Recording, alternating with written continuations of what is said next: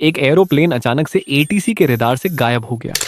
किसी भी तरह का कोई सिग्नल नहीं मिला, न तो कोई कैप्टन के वॉइस मैसेज और न तो कुछ इक्विपमेंट्स में खराबी का पता लग पाया। तो फिर ये प्लेन अचानक से कैसे गायब हो गया और क्यों ये प्लेन बहुत सालों तक मिस्टीरियस बन के रह गया और 3 साल बाद कुछ ऐसा हुआ जिसने सारे सवालों का जवाब दे दिया। क्या हुआ था एयर फ्रांस 447 में? आइए जानते हैं। एयर फ्रांस 447 31 मई 2009 ब्राजील के इंटरनेशनल एयरपोर्ट से पेरिस के लिए उड़ान भरती है। इस प्लेन में 228 लोग सफर कर रहे थे। ब्राजील से पेरिस जाने में 10 से 11 घंटे लग सकते हैं और एयर फ्रांस 447 2.5 घंटे का सफर कर चुका था। एटीसी का संपर्क अच्छी तरीके से बना था। ये प्लेन अब समुंदर के बीचों बीच में था, तभी एटीसी का संपर्क प्लेन से टूट गया। ये कोई डरने की बात नहीं थी। ये सब ऐसी जगह पे एटीसी के रेंज से बाहर चले जाते हैं। वही समुंदर के उस पार सेनेगल एटीसी से प्लेन संपर्क नहीं कर पा रहा था, क्योंकि उसके रेंज भी वहां तक नहीं पहुंच पा रहा था। ऐसे में सेनेगल एटीसी सिर्फ इंतजार कर सकता था और कुछ भी नहीं कर सकता था। ऐसे में सेनेगल एटीसी सिर्फ वेट कर सकते थे कि कब प्लेन रेंज में आई और हम दोबारा उससे संपर्क कर सके। 1 घंटा बीत चुका था, लेकिन प्लेन से संपर्क नहीं हो पाया।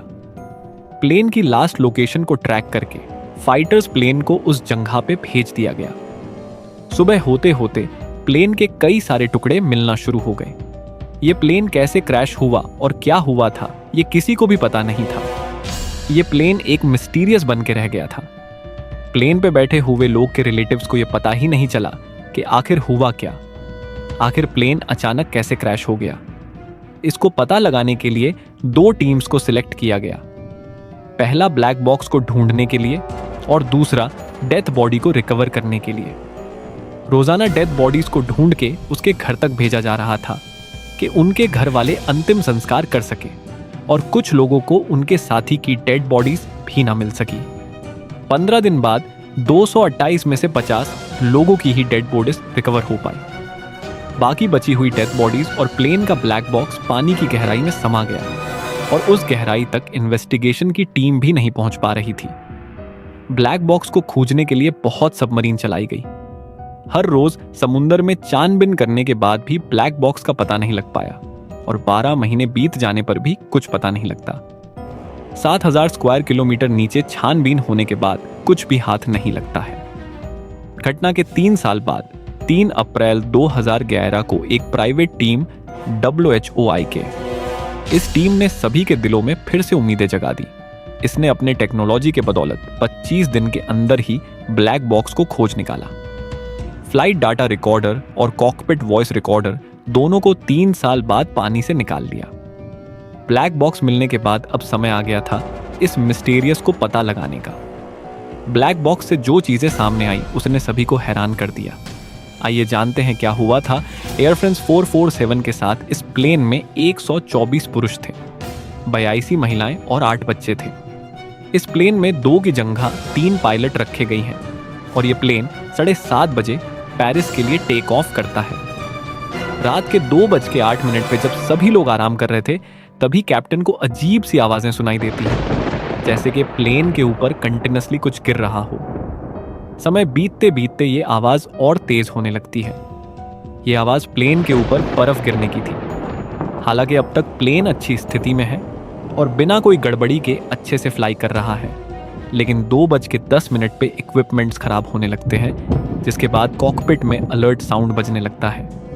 इसे देख पायलट घबरा जाता है, क्योंकि आखिर ये क्या हो रहा है और ऑटो पायलट क्यों बंद हो गया। दरअसल ऐसा प्लेन के बाहर मौजूद पायलट ट्यूब में आइस क्रिस्टल जमा हो जाने की वजह से हुआ था। जानकारी के लिए बता दें, पायलट ट्यूब का काम प्लेन की एयर स्पीड को मेजर करना होता है, लेकिन जब इसमें आइस क्रिस्टल जमा हो जाता है तो ये एक्वायर्ड स्पीड मेजरमेंट नहीं कर पाता है, जिस वजह से ऑटो पायलट को सही डाटा नहीं मिल पाता और वो डिसेंगेज हो जाता है, जिसके वजह से angle of attack bank angle और ओवर स्पीडिंग प्रोटेक्शन बंद हो जाते हैं। ऐसे में एयर फ्रांस 447 बहुत ही सेंसिटिव हो जाता है और उस पे खतरे की संभावना काफी बढ़ जाती है। पायलट ट्यूब में बर्फ जमने की वजह से ना सिर्फ ऑटो पायलट ऑफ होता है, बल्कि इससे और डाटा भी टूट जाता है, जहां से पायलट को एयर स्पीड, एल्टीट्यूड और एयर टेम्परेचर से रिलेटेड इंफॉर्मेशन मिलती है। वहां गलत डाटा शो होने लगता है और तभी स्टॉल वार्निंग शुरू हो जाती है। आइए जानते हैं स्टॉल क्या होता है। यह तब होता है जब प्लेन विंग एंगल हवा की डायरेक्शन से इतना ज्यादा हो जाता है कि हवा विंग पे स्मूथली बैठ नहीं पाती है, जिस वजह से विंग लेफ्ट प्रोड्यूस नहीं कर पाता है और एयरक्राफ्ट नीचे गिरने लगता है।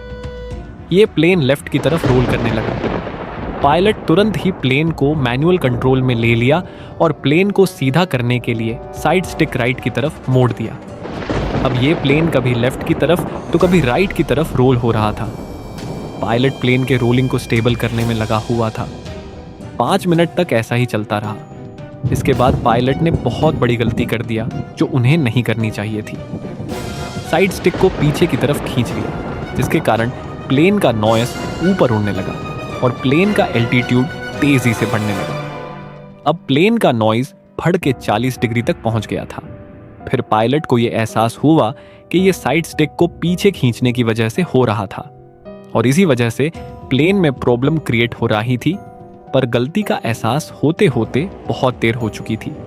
ये प्लेन अब नहीं फ्लाई कर रहा था और प्लेन तेजी से पानी में गिर जाता है और बस एक पल में 228 लोगों की जान चली जाती है। तो आज की वीडियो यही खत्म होती है। वीडियो देखने के लिए धन्यवाद।